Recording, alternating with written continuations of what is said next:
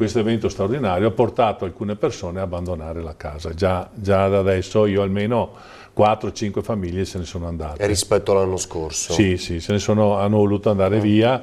Le persone poi, sai, quando diventano le cose ripetitive così a breve tempo, anche 2 volte all'anno, cioè diventa stancante. E poi non so se avete mai visto una casa all'interno dopo un'alluvione, è un disastro in effetti, di fango, mobili rovinati. Soprattutto l'anno scorso, insomma, per il tipo di impatto che ha avuto, no? Quindi 4-5 famiglie hanno lasciato, e quelle case adesso sono chiuse? Quelle case sono chiuse, sì. Per lei, Sindaco? Sì, anche da noi. In realtà 3 o 4 nuclei familiari si sono spostati, un paio sono rimasti nel comune e altri invece se ne sono proprio andati sostanzialmente dall'area golenale.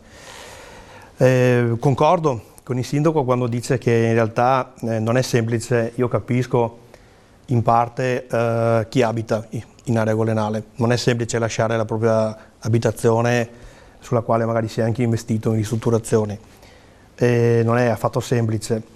Però purtroppo dobbiamo fare i conti con una realtà che è sempre più difficile, perché in effetti negli ultimi 4 o 5 anni il Piave si è fatto sentire pesantemente.